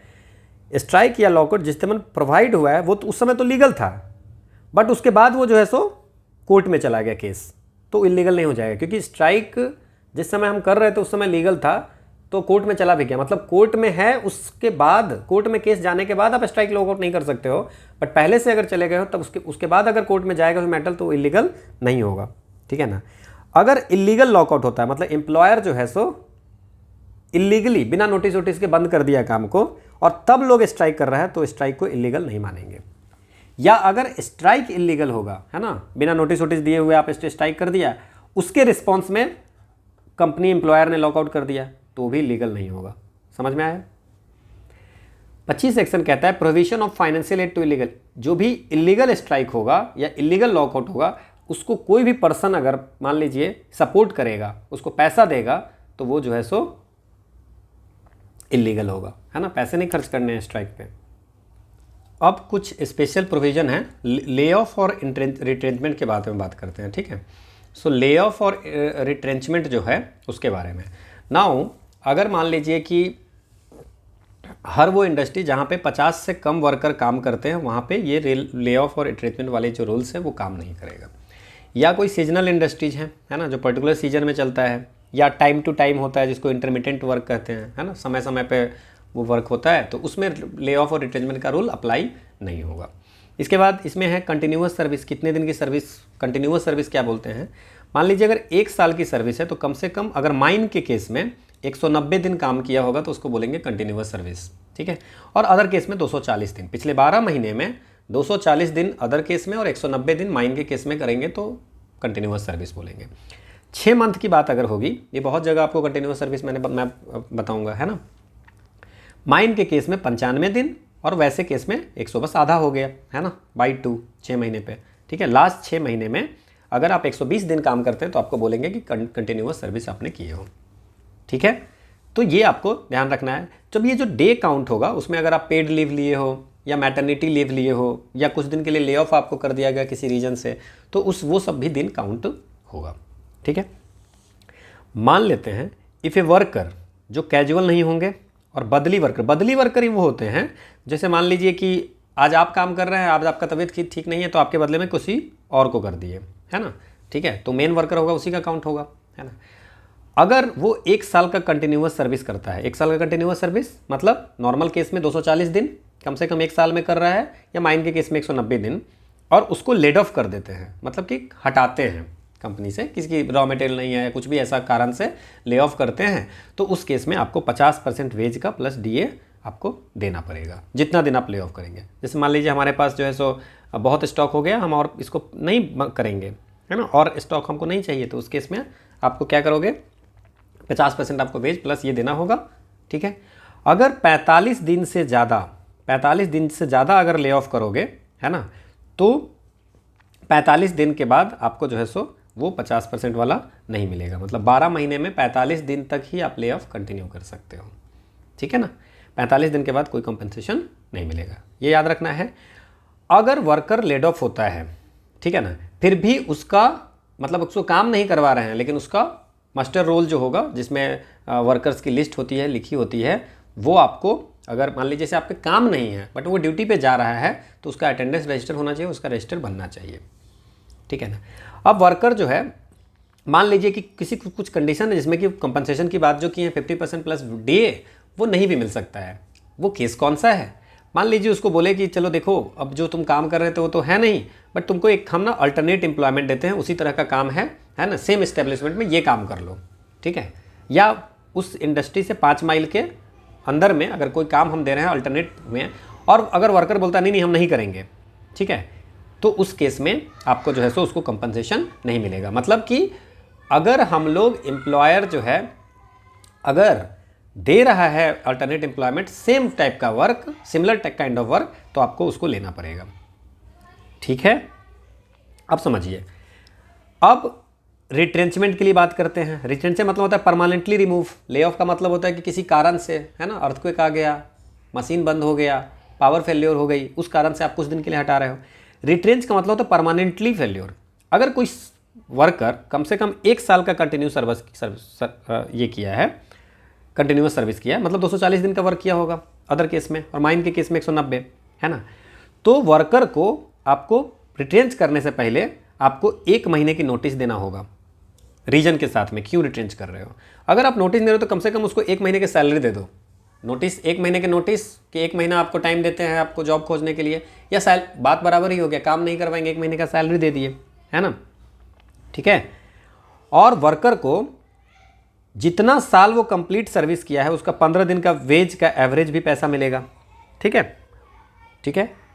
और गवर्नमेंट को ही बताना पड़ेगा, एप्रोप्रिएट गवर्नमेंट को बताना पड़ेगा कि आपको जो है सो हम इसको रिट्रेंच कर रहे हैं। इसके बाद मान लीजिए कि जो कंपनी है, बिजनेस है, वो बेच दिया गया या ट्रांसफ़र हो गया नया ओनर का, तो नया ओनर का पहले तो बेचने से पहले अगर कोई कंडीशन बनी होगी कि भाई इसको रखना है, तब तो ठीक है। अगर नहीं कंडीशन बना होगा और उसको हटाना चाहेगा वो नया ओनर, और 1 साल से ज़्यादा अगर 1 साल की कंटिन्यूअस सर्विस अगर वर्कर की होगी, है ना, तो उसको नोटिस भी देना पड़ेगा और कंपनसेशन भी देना होगा। ठीक है। अगर कंपनसेशन नहीं देगा तो उसको काम पे रखना पड़ेगा। क्लियर, समझ में आ गया। अगर मान लीजिए किसी को इंडस्ट्री को, अंडरटेकिंग को, एस्टेब्लिशमेंट को क्लोज करना है, ठीक है, मान लीजिए कि बिजनेस को बंद करना है, तो गवर्नमेंट को आपको 60 दिन पहले बताना पड़ेगा। लेकिन अगर कहीं पे 50 से कम वर्कर काम कर रहे हैं तो उसमें गवर्नमेंट को बताने की ज़रूरत नहीं है। ठीक है। अगर कंस्ट्रक्शन प्रोजेक्ट है तो कंस्ट्रक्शन खत्म हो जाएगा तो क्लोज हो ही जाएगा, ब्रिज बन प्रोजेक्ट है तो ब्रिज बन जाएगा तो खत्म हो जाएगा, डैम प्रोजेक्ट है तो डैम बन जाएगा तो खत्म हो जाएगा, है ना। ठीक है। तो 60 दिन वाला एक प्रोविज़न याद रखेंगे हम लोग। ठीक है। लेकिन अगर क्लोज डाउन अगर कर दिए, फिर भी आप वर्कर को कंपनसेशन तो देना ही पड़ेगा। 3 महीने का पेमेंट आपको देना पड़ेगा। मान लीजिए कि एम्प्लॉयर के कंट्रोल में नहीं है, भूकंप आ गया, सब कुछ गिर गया, ख़त्म हो गया, तो उसको इस्टेब्लिशमेंट को क्लोज करना है, तो वर्कर को कम से कम 3 महीने का पेमेंट देना पड़ेगा। मान लीजिए कि अगर फाइनेंशियल स्थिति बहुत ख़राब है ना, तो फाइनेंशियल बहुत ज़्यादा स्थिति ख़राब है, तो उस केस में कुछ जो है सो आपको रूल्स रेगुलेशंस दिया हुआ है। जैसे माइंस के केस में, जैसे मान लीजिए कि मिनरल के केस में अगर मिनरल ही ख़त्म हो गया, ठीक है ना, तो उस समय में क्योंकि तो अपने हाथ में नहीं है तो वर्कर्स को कंपनसेशन नहीं मिलेगा। ठीक है ना, उसको अल्टरनेटिव एम्प्लॉयमेंट मिलेगा, सेम पे सेम कंडीशन से। समझ में आ गया। माइंस के केस में अगर मिनरल ख़त्म हो गया तो उस केस में। समझ में आ गया? ठीक है। नाउ अगर कंस्ट्रक्शन प्रोजेक्ट है तो मान लीजिए कि अगर 2 साल का ही प्रोजेक्ट था, 2 साल में ख़त्म हो गया तो कंपनसेशन नहीं मिलेगा, और 2 साल से ज़्यादा अगर प्रोजेक्ट है तो वर्कर को कंपनसेशन मिलेगा। ठीक है। अब मान लीजिए कि कंपनी को किसी को हटाना है तो पहले किसको हटाएंगे, है ना? बीटेक कंप्यूटर साइंस को हटाना है ना, सेम कैटेगरी के लोगों को हटाना है, तो जो लास्ट में हायर होता है उसको पहले हटाया जाता है। मतलब जो जितने दिन से हैं उसको रखा जाता है। Last person hired should be the first to go, ये भी याद रखेंगे। ठीक है। हालांकि एम्प्लॉयर किसी और को भी हटा सकता है, पहले वाले को भी, बट उसके लिए वैलिड रीजन देना पड़ेगा। ठीक है ना। इसके बाद एक प्रोविजन है कि अगर एम्प्लॉयर को मान लीजिए कि अभी हटा दिया, ठीक है, और हटाने के बाद उसको फिर से उसी पोस्ट पे किसी को रखना है, उस केस में जो रिट्रेंच वर्कर है उसको प्रायोरिटी देना पड़ेगा रीएम्प्लॉयमेंट के लिए। ठीक है।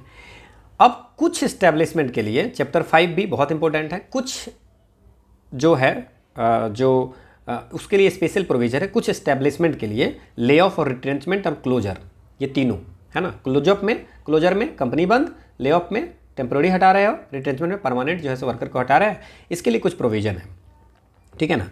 अगर तो ये जो है सो 100 या 100 से जहाँ ज़्यादा वर्कर काम कर रहा है, सीजनल और इंटरमीडिएट वर्क का तो होना ही नहीं चाहिए इंडस्ट्री में, वहाँ पे जो है सो ये आपको रिट्रेंचमेंट और इसकी क्लोजर की बात कर रहे हैं। ठीक है। अब मान लीजिए कि कोई भी जो इस्टेब्लिशमेंट है वो सीजनल या इंटरमीडिएट है कि नहीं, ये कौन फैसला करेगा? एप्रोप्रिएट गवर्नमेंट, और उसका डिसीजन फाइनल होगा। ठीक है। नाउ इंडस्ट्रियल, इस चैप्टर में जो 5B चैप्टर है ना, उसमें इंडस्ट्रियल इस्टेब्लिशमेंट का मतलब फैक्ट्री, जो फैक्ट्रीज एक्ट 1948 के तहत डिफाइन है, माइंस एक्ट के तहत, प्लांटेशन लेबर एक्ट 1951 के केस में। अगर गवर्नमेंट को ऐसा लग रहा है कि और भी किसी इस्टेब्लिशमेंट को ऐड कर दे तो वो कर सकता है। नाउ इसमें क्या है समझिए, इसमें भी ले ऑफ का प्रोविजन क्या है? कह रहा है कि इस तरह के इस्टेब्लिशमेंट में जहां पे 100 या 100 से अधिक वर्कर काम कर रहे हैं, वहां पे अगर किसी को ले ऑफ करना है ना, तो उसको आपको गवर्नमेंट से प्रायर परमिशन लेनी पड़ेगी। बिना प्रायर परमिशन के आप ले ऑफ नहीं कर सकते हैं। लेकिन अगर ले ऑफ इसलिए हो रहा है क्योंकि पावर शॉर्टेज है, या नेचुरल कैलेमिटी आ गई, भूकंप आ गया, या माइन में आग लग गया, बाढ़ आ गई, इन्फ्लेमेबल गैस ज़्यादा हो गया, है ना, तो अचानक से हटाना पड़ेगा, है ना। नेचुरल कैलेमिटी आ गया, भूकंप आ गया, तो फिर आप परमिशन थोड़ी ना लेने जाओगे, तो आप सीधे ले ऑफ कर दोगे। तो उस केस में बाद में भी आप जो है सो गवर्नमेंट को परमिशन ले सकते हैं। जिस दिन ले ऑफ किए उसके 30 दिन के अंदर में एप्लीकेशन आप दे सकते हो। गवर्नमेंट 60, जिस दिन आप गवर्नमेंट को भेजोगे उसके 60 दिन के अंदर डिसीजन लेंगे, है ना, कि ये जो है सो परमिशन आपको है या नहीं है। ठीक है। और जो भी परमिशन गवर्नमेंट देगी, है ना, या रिफ्यूज करेगी, वो 1 साल के लिए वैलिड होगा, और गवर्नमेंट उस डिसीजन को रिव्यू भी कर सकता है या मैटर को ट्रिब्यूनल पे भी भेज सकता है। और ट्रिब्यूनल को जब भेजेगा तो वो 30 दिन के अंदर में फैसला। मान लीजिए कि ले ऑफ अगर बिना परमिशन के कर रहे हैं तो इलीगल हो जाएगा और वर्कर को पूरा बेनिफिट मिलेगा। अगर अल्टरनेट वर्क अगर दे रहा है ले ऑफ के बदले में, है ना, कि चलो यहाँ पे इशू है इसलिए काम नहीं है, आगे दे रहा है, तो उस केस में आपको उसको ले ऑफ नहीं मानेंगे। अब रिट्रेंचमेंट के लिए क्या होगा? अगेन जो कंटिन्यूअस सर्विस में है, 1 से ज़्यादा सर्विस में है, उसको रिट्रेंच अगर कर रहे हैं तो 3 महीने का वेज देंगे, प्रायर परमिशन है ना। मतलब 5B में जितने भी क्लोजर या रिट्रेंचमेंट या ले ऑफ हो रहा है उसमें प्रायर परमिशन नीडेड है। ठीक है। और 60 दिन के अंदर गवर्नमेंट डिसाइड करेगी। ऑर्डर जो होगा या ग्रांट का या रिफ्यूजल का परमिशन का, वो 1 साल तक वैलिड होगा, है ना। गवर्नमेंट जो है सो अगर नहीं समझ में आ रहा है तो वो उसको मैटर को रिव्यू करने के लिए ट्रिब्यूनल में भेज सकता है। ट्रिब्यूनल 30 दिन के अंदर फैसला देगा। बिना परमिशन का आप रिट्रेंच कर रहे हो या ले ऑफ कर रहे हो तो वो इलीगल होगा, है ना। अगर परमिशन ग्रांट हो गया कि आप इसको हटा सकते हो, तब 15 दिन की, हर जितने भी कंप्लीटेड ईयर सर्विस है उसके 15 दिन की वेजेज उसको देनी पड़ेगी, है ना। अगेन क्लोजिंग डाउन अगर कर रहे हो किसी अंडरटेकिंग को, अगेन द सेम थिंग है ना। ठीक है, कि आपको परमिशन के लिए 90 दिन पहले देना पड़ेगा, है ना। रीजन के साथ वर्कर को भी बताना पड़ेगा कि हम इसको क्लोज कर रहे हैं। गवर्नमेंट जो है सो इंक्वायरी करेगी, इंक्वायरी करके ग्रांट या रिफ्यूज कर सकती है। अगर 60 दिन तक गवर्नमेंट को रिप्लाई नहीं करती है तो माना जाएगा कि क्लोजिंग का परमिशन ग्रांटेड है ना। 1 साल के लिए वो वैलिड होता है। गवर्नमेंट उस ऑर्डर को रिव्यू कर सकता है, ट्रिब्यूनल को भेज सकता है, ट्रिब्यूनल 30 दिन के अंदर फैसला देगा। बिना परमिशन का क्लोजर करेगा तो इलीगल होगा। अगर क्लोजर हो गया तो वर्कर को 15 दिन का वेज मिलेगा, रिट्रेन, है ना। हर जितने साल कंप्लीट किए, अगर 10 साल कंप्लीट किए तो हर साल का 15 दिन का वेज का करेंगे, है ना। Clear.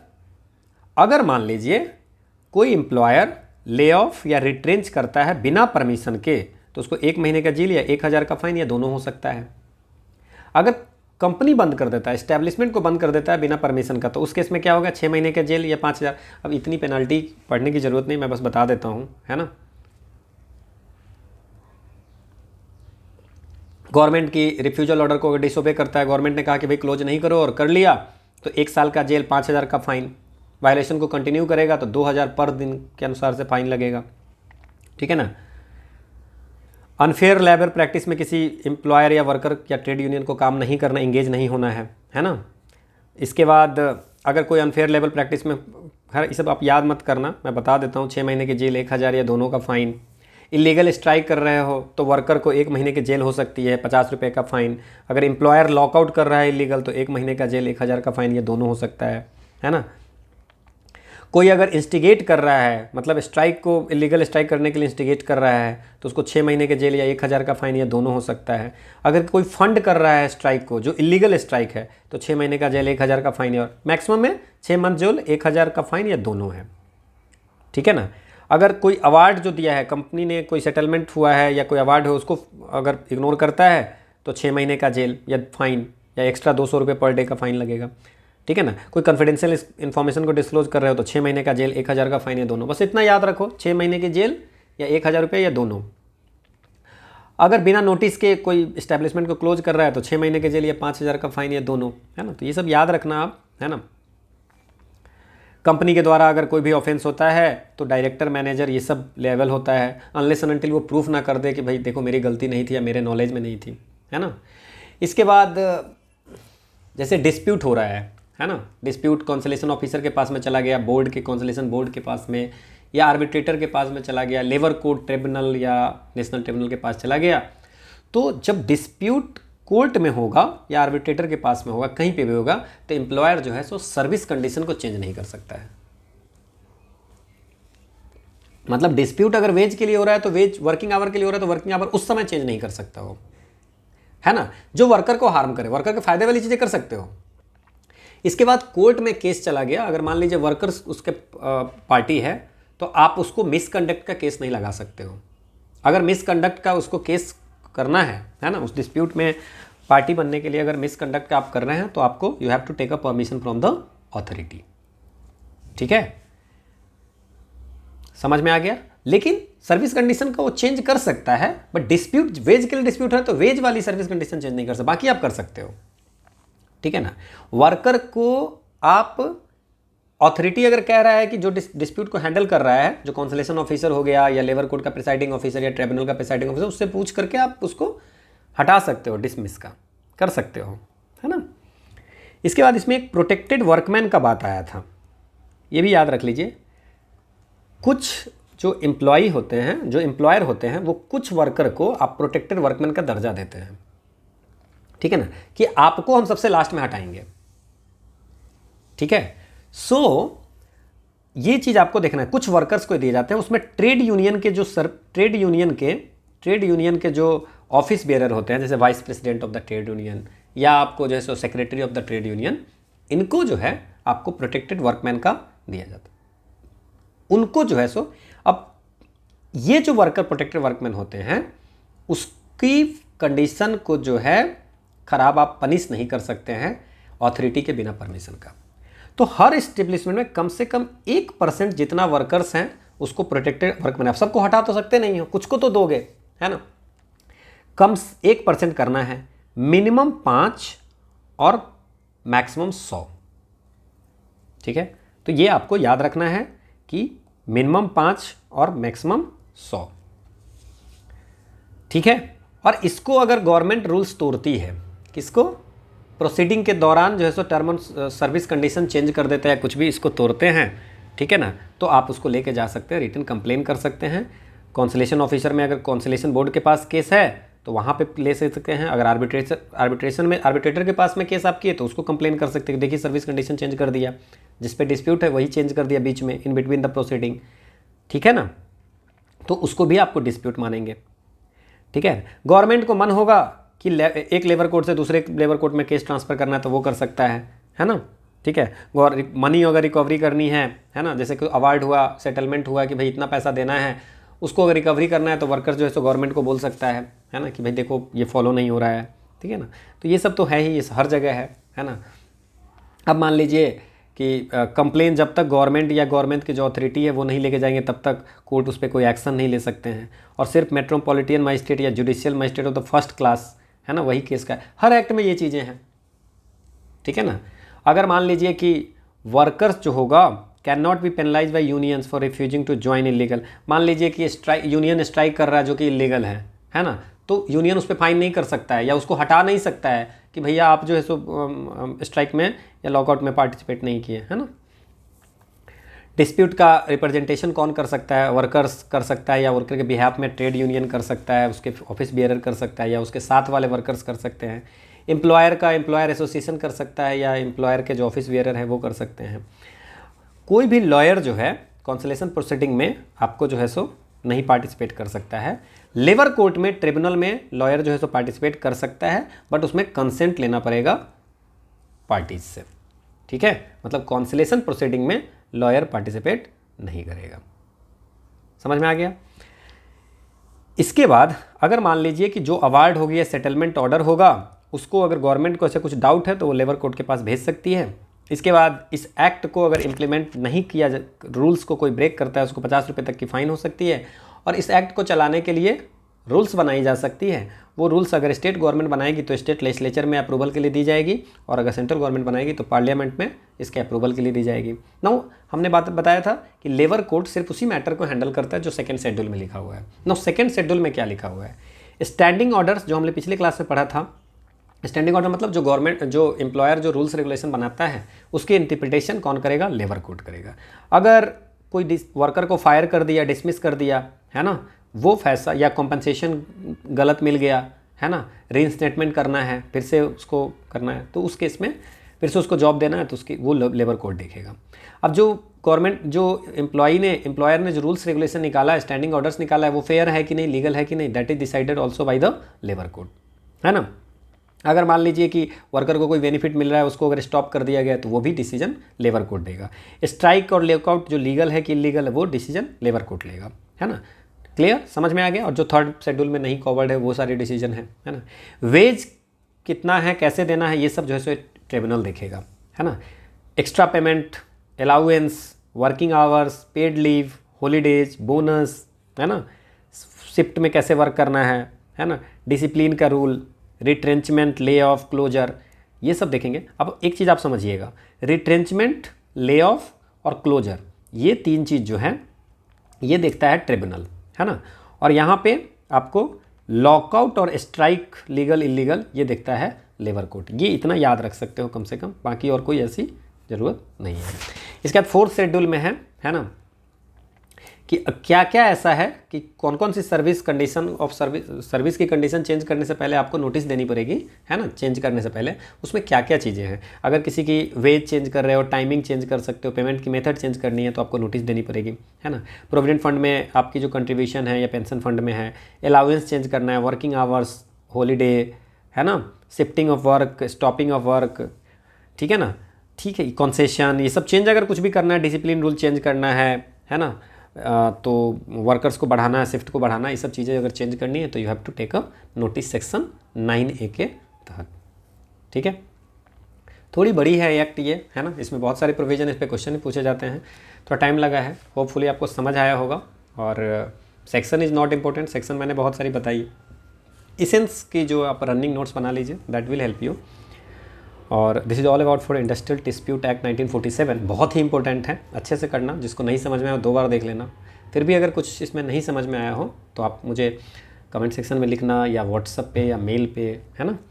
This is the quote of the day, that failure is not the opposite of success, it is a part of success. Success का पार्ट है फेल्योर, है ना। अगर आप फेल कर रहे हो तो ये नहीं कि मतलब कि आप सक्सेस नहीं किए हो तो उसका अपोजिट नहीं होता है। फेल तो आपका सक्सेस होने के लिए फेल करना पड़ता है, उससे आप लर्न होते हो, सीखते हो, है ना। So failure is the part of success. So thank you all for watching. You will get the PDF at Telegram channel PYQ_Pedia. अगली क्लास में हम देखेंगे कि जो इंडस्ट्रियल डिस्प्यूट एक्ट इतना पढ़े हैं उस पर किस तरह के क्वेश्चन आते हैं. ठीक है. सो थैंक यू.